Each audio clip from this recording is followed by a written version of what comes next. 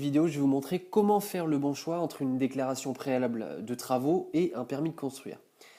Si vous avez un projet de construction ou de rénovation, il y a à peu près 99% de chances pour que vous ayez besoin d'une autorisation d'urbanisme. Les informations sur le sujet elles sont plutôt floues pour un néophyte et j'ai même vu des pros qui sont emmêlés les pinceaux. Et la raison, elle n'est pas très compliquée, c'est parce qu'il existe tout un tas de travaux qu'on a du mal à classer dans une catégorie. Autant, vous savez qu'avec une construction neuve, il faut un permis de construire. Autant pour une extension, la question devient plus délicate. Je ne sais pas si vous avez la réponse à ça, mais il y a plusieurs réponses. Et je vous parle même pas de la construction d'une véranda, d'une surélévation ou de l'aménagement de combles. Donc vous aurez besoin de calculer pour ça l'emprise au sol et la surface de plancher. Quand on sait qu'une demande met environ 2 mois pour un permis de construire, on a tout intérêt à ne pas se tromper. Je sais qu'il y a des cas un petit peu particuliers comme le changement de destination, la pose d'une serre ou d'une pergola. Mais c'est pareil, encore une fois, il faut savoir où les classer pour définir quelle déclaration dont vous avez besoin. Et puis là où ça devient carrément coton, c'est quand il y a une installation de Velux qui est couplée avec la construction d'une piscine au bord de la terrasse et puis d'un abri de jardin et qui va servir à installer la filtration. Et puis si vous êtes un petit peu pudique, peut-être que vous aurez envie de mettre un mur de clôture. Donc imaginez-vous à vous poser la question, qu'est-ce que je dois mettre ici comme déclaration? Ça devient un petit peu compliqué. Alors bon, pas de panique, moi je vais tout vous expliquer, vous allez vite comprendre le fonctionnement, c'est surtout que je vais tout vous dire. Alors je ne peux pas vous parler de déclaration préalable et de permis de construire sans vous parler d'architecte non plus. Vous savez déjà, j'imagine qu'il est obligatoire sur une construction neuve quand on dépasse les 170 mètres carrés. Pour tout le reste, je vais vous dire dans quel cas exactement vous avez besoin de faire appel à lui. C'est très très simple. C'est à chaque fois que vous dépassez les 170 mètres carrés. C'est-à-dire que pour une construction neuve, vous le faites d'un coup au-dessus de 170 architectes.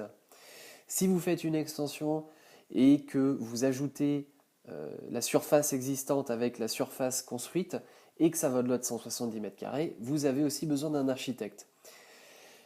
Sinon, donc, quand on aura défini exactement ce qu'il vous faut, je vais vous parler des pages qu'il faut mettre dans le permis. Alors, il n'y a rien à inventer, il faut juste fournir, il y a une liste très précise en fonction de ce que vous allez faire. Je vais vous dire comment les faire, comment les présenter pour vous éviter tout refus de la part de la mairie. Allez, je vais rentrer dans le détail pour tout vous expliquer. Et on va commencer. Alors, bon, on va voir qu'est-ce que c'est réellement une demande d'urbanisme. Alors, c'est un dossier papier qu'on fournit à la mairie. Et puis, on fournit aussi un formulaire. Donc, il y a un dossier avec des pièces qui sont demandées et le formulaire, on le remplit. Donc, on dépose tout ça en mairie et puis ils vont l'étudier. Donc, ça dépend des mairies, mais en général, ils demandent 5 exemplaires. Donc, ça, il faut poser la question en mairie. Et puis ensuite, à l'acceptation, ça donne lieu à l'autorisation de faire les travaux. Et en mairie, le dossier, lui, il est consultable par tout le monde.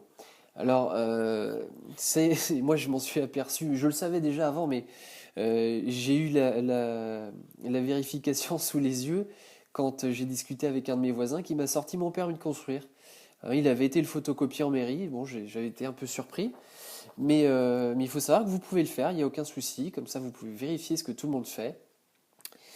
Et puis, bien entendu, quand vous allez avoir cette autorisation, eh bien, il faudra récupérer un panneau pour indiquer les travaux. Donc, soit de déclaration préalable, soit de permis de construire. Et donc, cet affichage, il faut le mettre tout de suite dès que vous avez votre autorisation et pendant toute la durée des travaux. Alors, à quoi ça sert? Ça va servir les 2 premiers mois, ça va servir au recours des tiers. C'est-à-dire que pendant 2 mois, vos voisins ou n'importe qui d'autre peut venir vous dire bah non non moi je suis pas d'accord avec ce que vous faites et puis aller en mairie et dire qu'il n'est pas d'accord et puis après vous allez devoir soit vous justifier si c'est fondé soit il va repartir parce que c'est injustifié sa demande n'a pas de justification donc l'obligation voilà d'afficher votre autorisation pendant toute la durée des travaux. Alors bon, ces panneaux-là, vous pouvez vous en procurer n'importe où, dans n'importe quel magasin de bricolage. Alors il y en a qui le donnent gratuitement, il y en a d'autres qui le font payer. Bon, c'est toujours en dessous de 10 euros, donc vous n'allez pas vous ruiner avec ça. Alors, Comment ça se passe au niveau de la demande, que ce soit une déclaration ou un permis ou quoi que ce soit? Qui récupère ça? Alors, vous le déposez directement au service de l'urbanisme. Et ce sont les instructeurs qui vont vérifier la cohérence de l'ensemble, hein, qui vont regarder si ça fonctionne avec le PLU, hein, avec le plan local d'urbanisme, si vous avez bien respecté les règles, si vous avez le droit de faire tout ce que vous avez indiqué sur le permis, c'est eux qui vont le vérifier. Et ensuite, ça passe en commission. Alors, je sais pas combien ils sont dans la commission, c'est 4, 5 peut-être, je sais pas. Et puis, c'est discuté aussi en commission. Alors, vous pouvez vous aider juste avant de le déposer de l'architecte conseil, hein, c'est gratuit, c'est le CAUE de la région qui le met à disposition. Attention, par contre, il faut venir avec un projet, hein, il va pas, c'est pas un architecte qui va vous faire votre projet comme si vous payiez un architecte traditionnel, hein, un architecte DPLG. Non, non, là, il faut vraiment venir avec son projet et en discuter. Il va vous dire si c'est cohérent au niveau du style. L'instructeur, vous pouvez aussi rencontrer l'instructeur à l'urbanisme. Lui aussi va pouvoir vous aider, il va vous donner des pistes. Il va aussi être là pour vous dire bah, si ça colle, hein, au niveau de ce qu'il y a d'inscrit dans le règlement d'urbanisme, donc dans le PLU.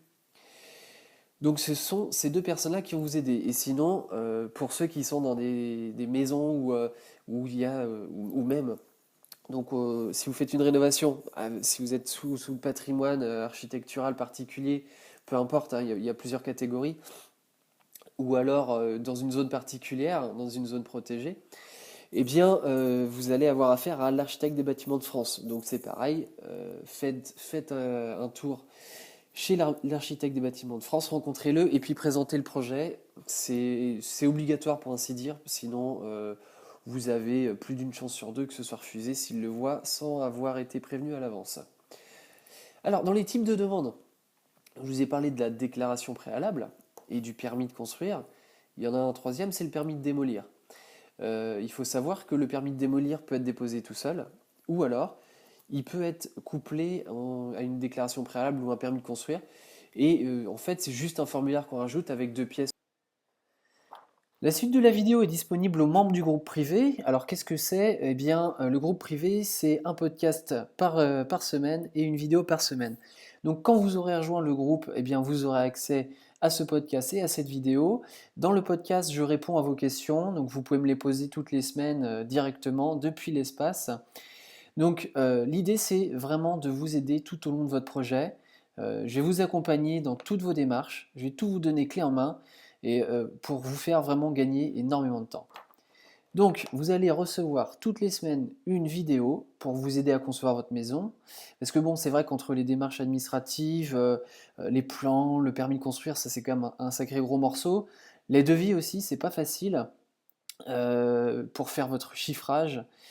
Le chantier, eh bien, croyez-moi, il y a de quoi avoir du pain sur la planche et puis de quoi se perdre.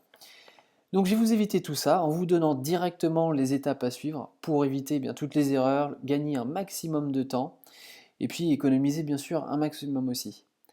Donc vous allez apprendre à obtenir la RT 2012, l'attestation dont vous avez besoin pour le permis de construire. Je vais vous montrer comment on dépose un permis de construire, comment on budgétise un projet, faire les choix de matériaux et d'équipements, toute la partie technique aussi.